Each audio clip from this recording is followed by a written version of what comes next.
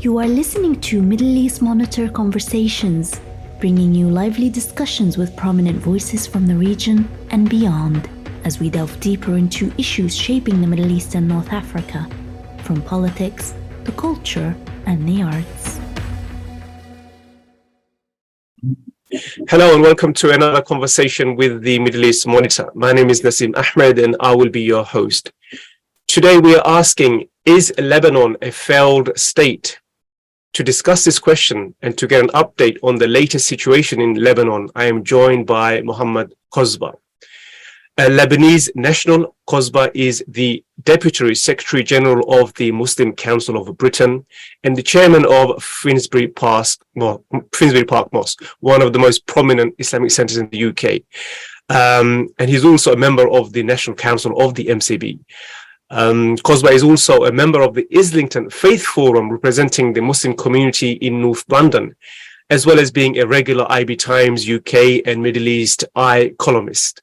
He sits on a number of boards and panels, including the ITV London News, and is a member of the Police Islington Advisory Group. Mohammed, thank you for joining us. Thank you for having me.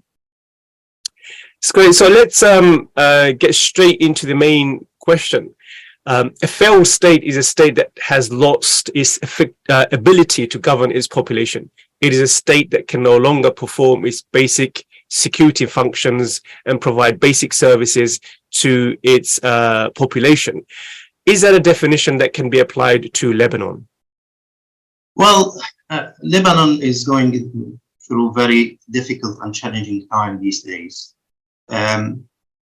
It's been a long time when they have this prosperity and stability, more than 30 years now.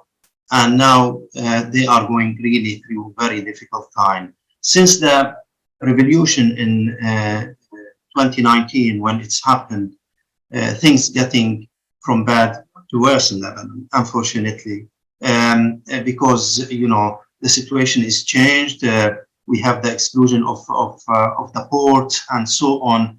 And basically, everything's collapsed in Lebanon. The public services collapsed. There is no electricity. There is no water.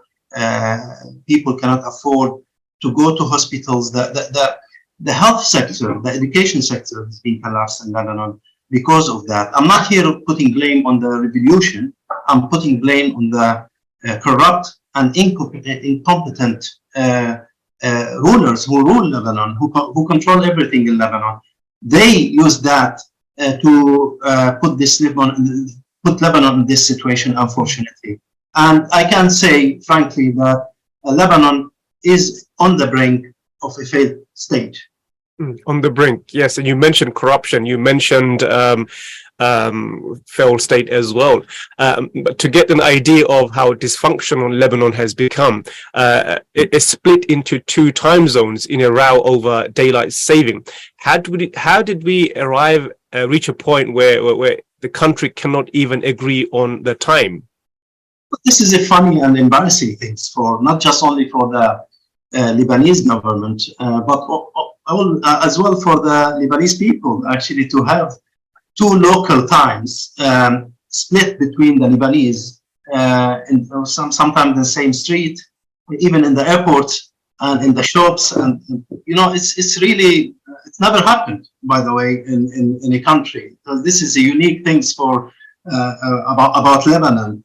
It is yes, we can say it's funny, but it shows how much divided is the country, how much divided are the communities. Unfortunately, some politicians try to use this for sectarian issues, especially it happens during Ramadan and people linked it to Ramadan.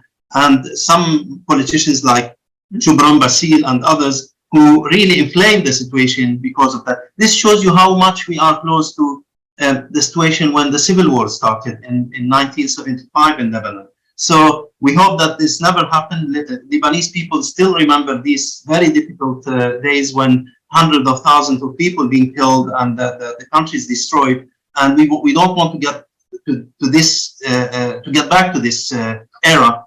So hopefully we'll never get back to this era. But this shows how divided is the communities in Lebanon. Yes, and do you know, I mean, practically, what kind of impact is it having on the various communities? If you can't agree on the time, are Muslims also divided on what time it is? So which would mean breaking up the iftar, for example, would be quite a complication. One would say, oh, iftar is at 6 o'clock. Another would say, no, iftar is at 7 o'clock. So what kind of impact is that having?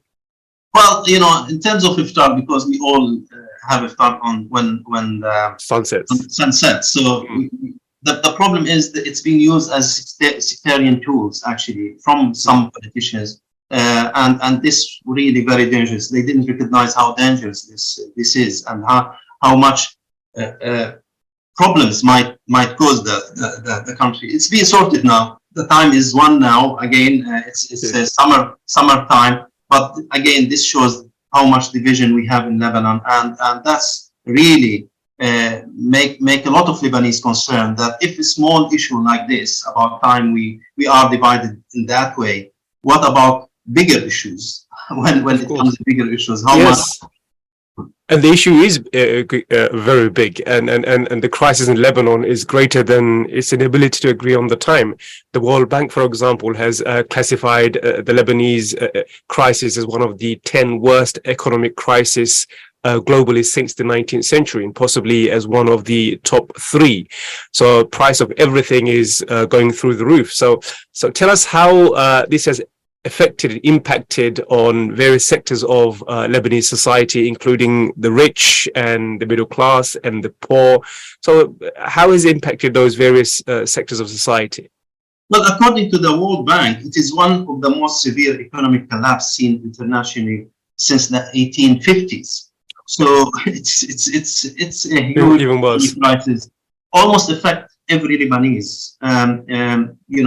I can say just only a small number of corrupt politicians and incompetent politicians and some billionaires who become more billionaires. The rich in Lebanon, the rich people become more richer during this crisis, and the poor people became more poorer. We are talking here about more than 95% of people are now poorer than they were just a couple of years ago or 3 years ago.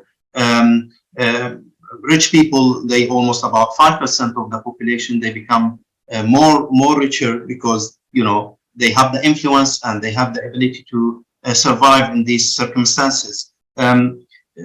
Imagine families cannot afford to buy the basic materials to their families, the liras, which is the currency of Lebanon, lost more than 95% of its value. So the dollar was about 1,500 liras before 2019. Now the dollar is 110,000 liras. So imagine, and people still getting paid by liras in Lebanon. So who are getting paid for 3 million, they still have paid 3 million. Which so what do people do with their money? Say people, members of your family, if they get their salary, so within weeks or the currency, because the fluctuation, its value decreases. So what do they do with that money? Can they save it? Can they demand, we want to be paid in dollars or something else? What do they do? Well, they do nothing with the money because you are talking about $20 to $30 per month. So they live with $1 per day, actually, which is nothing in Lebanon because everything in Lebanon is very expensive.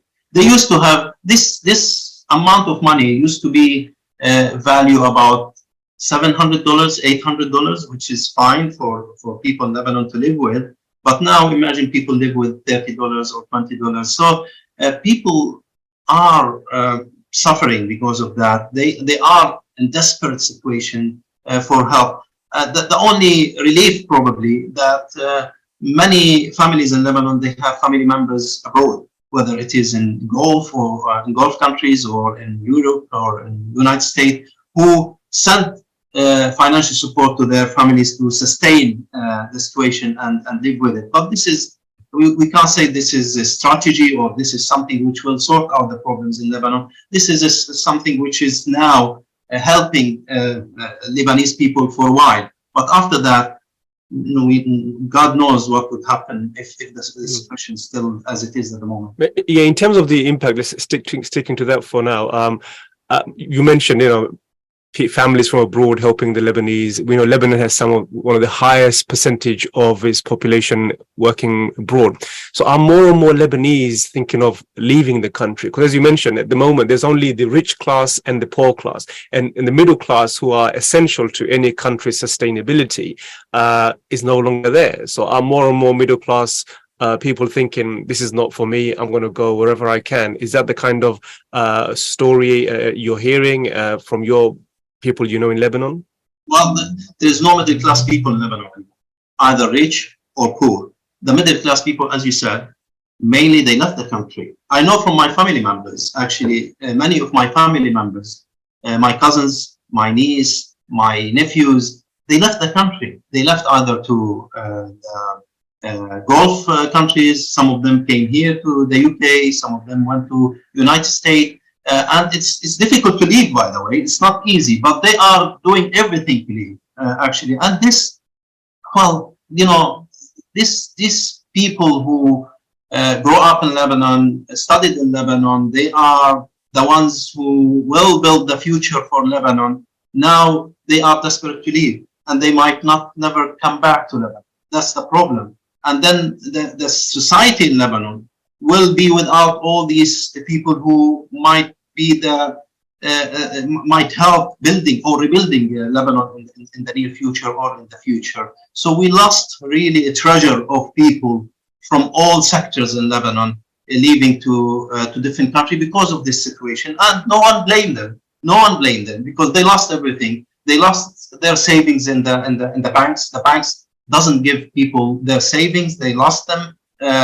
They're still giving them on the 1,500 liras a dollars, while the dollars is 110,000 liras. So imagine they lost almost 90 or 95% of their savings. So they feel that they have nothing to lose if they go out and start their futures elsewhere. And as I said, no one should blame them for that. We should blame only these corrupt politicians who force these people to leave their country. Yeah, so moving into politicians and politics, I mean, is it too simplistic to suggest that if Lebanon was able to resolve its sectarian divisions, something which is kind of built into the state, the economic crisis would be over? Is that a reflection of the political crisis, and simply solve the political situation and the economy would be back to normal? Is that how you see it as well?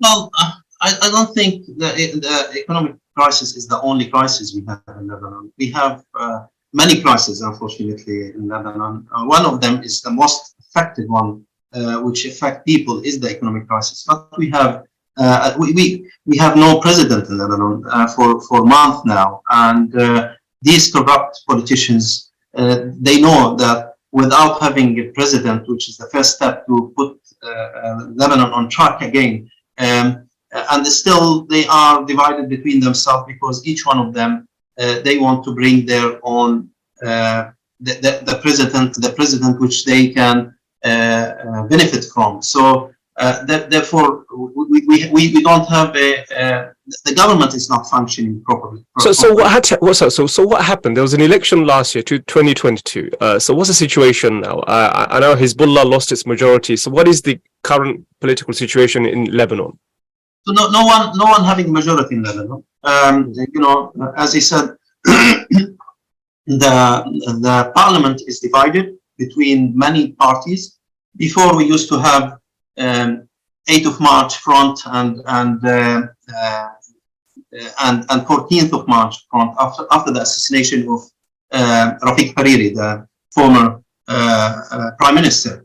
And now we don't have this even.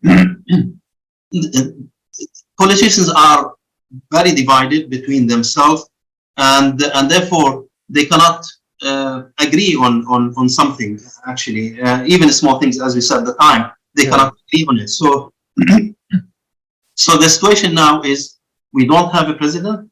The government is interim government, and the parliament is divided between all these politicians. And who stepped to? Sorry, do you want to have a drink of water or something? It should be okay. Have a drink. Yes. So who stepped into that vacuum then? Have civil society organizations stepped in, or have you seen international donors?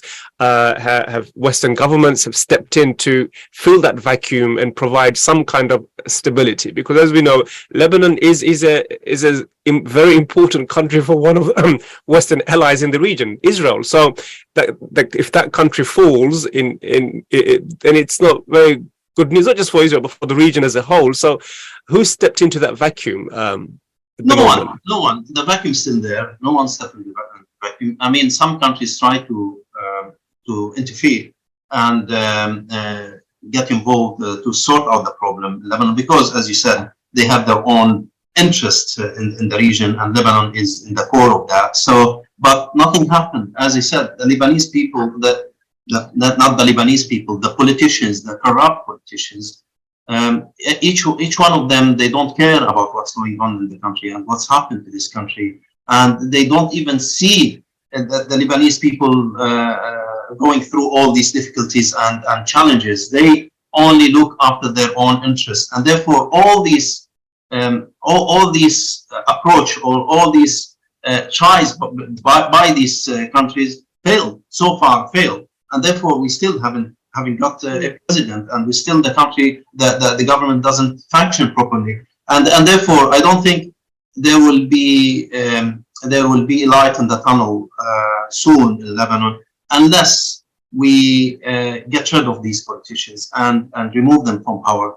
As long as they are in power, the country will suffer, the people of Lebanon will suffer. And by the way, not just only the Lebanese people, we have millions of refugees in Lebanon, Syrian refugees, Palestinian refugees, who live as well in a difficult situation. But Lebanese people are the most affected ones, because they get paid by Lebanese currencies. The others can get dollars actually from NGOs, from others who help them. But really, the Lebanese people who are suffering a lot in Lebanon at the moment.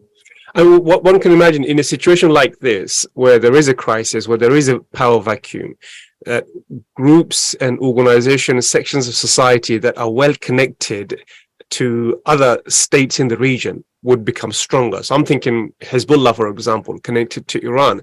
So why hasn't Hezbollah, or has Hezbollah exploited the situation to entrench its power even more? Or have we seen also maybe Saudi Arabia trying to push into the country and enforce its power and authority in the region? Have we seen examples of either of the two countries trying to dominate and shape Lebanon's future?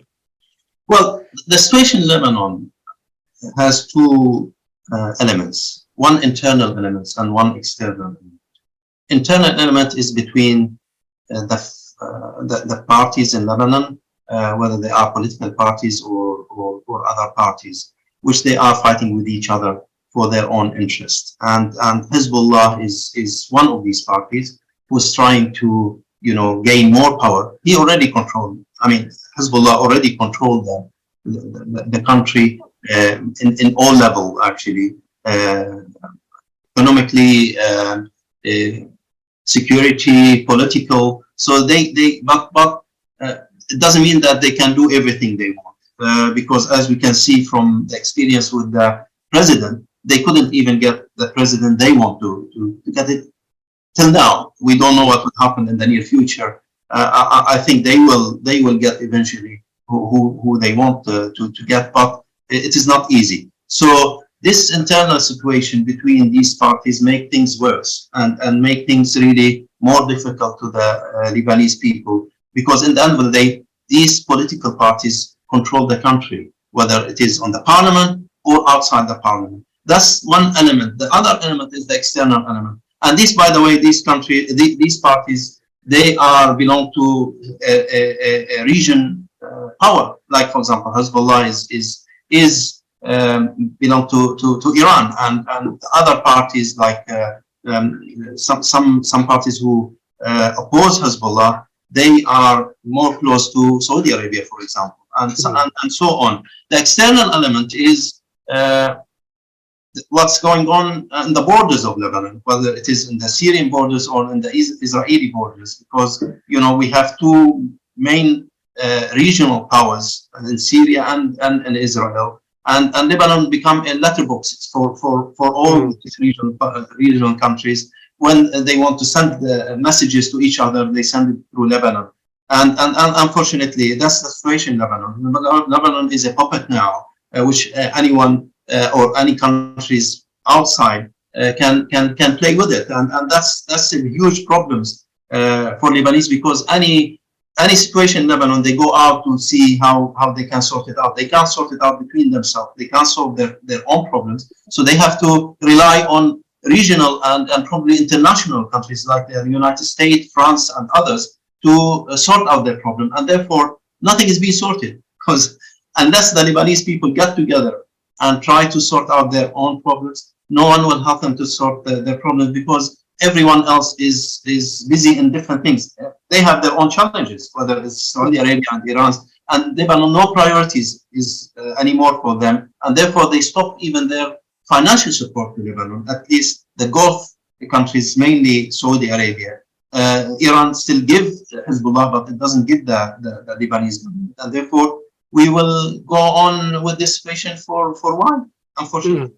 It's a tragedy, because on the one hand, the Western governments, they complain about foreign migration and the rise of migration and the impact it's having on Western societies. Generally, we see the crisis now in the West, but the way to stop that is to make sure the countries don't fail and collapse, make sure you don't have wars, make sure you don't have states like Lebanon collapsing and its middle class, leaving the country in droves and migrating to the West. So in the one sense, their policy kind of undermines their goal. The goal is to make sure countries are stable, and so you don't have a migration crisis, as we've seen. So it's very difficult to comprehend why they do that. The policies do not complement the goal they've set themselves. But let's end on hopefully a positive note, and maybe you can tell us what the Lebanese, how the Lebanese public feel about the future. Do they think there is an end to the crisis? What would be a potential solution to the crisis and the situation? Is it the government coming and forming? Is it the case of Western nations, foreign nations, foreign countries removing themselves from Lebanon and not using that as a battleground for their own proxy wars? I mean, how do they see the future? Is there a solution, and what would be the solution? Well, Lebanese people are very resilient, very creative, very initiative. We all know that, whether it is in Lebanon or where they go out and we've seen many Lebanese people who, they have an impact wherever they go. Of course. And therefore, I have no doubt that this will be the situation in Lebanon. But until we get to this point, we need to get rid of these corrupt politicians who are mainly behind the crisis in Lebanon. I cannot blame only the West or the foreign countries for the troubles and difficulties we have in Lebanon. I should blame our own people, who are probably the main, because if they get together and try to get rid of these corrupt people and have a new generation, and by the way, then the young people in Lebanon, they want to change, and they tried this revolution in 2019 for a change. Unfortunately, it's been stolen from them. It's been, people used it for other reasons and so on. This is why it failed. But the young people in Lebanon still desperate for change, and we've seen that now with even elections. We've seen that the mentality of electing my leader only, regardless what he does or whether he is a good person or is a bad person, is changed now. It's changing. I'm not saying it's completely changed, but we can see positive things from young people. The NGOs who are helping Lebanon from different countries as well, they have an impact on that. They are training young people about how they about leadership, about how they deal with situation like Lebanon, like what we've got in Lebanon, and how we can come from this crisis and so on. So there is a lot of hope in Lebanon. But as I said, unless we get rid of these corrupt people, the situation will not change. And unfortunately, it might take this sometimes to see a dramatic change in Lebanon. And we will, of course, be keeping an eye on that story because it is one of the most important stories in the Middle East at the moment, the crisis in Lebanon. I want to thank Mohammed Kozbar for joining us and giving us your thoughts and insights. It's been a real pleasure hosting you, and I hope to see you all again soon in another conversation with the Middle East Monitor. Thank you all very much. See you soon. Bye-bye. Thank you for having me. Thank you. This was Middle East Monitor Conversations, brought to you by the Middle East Monitor in London.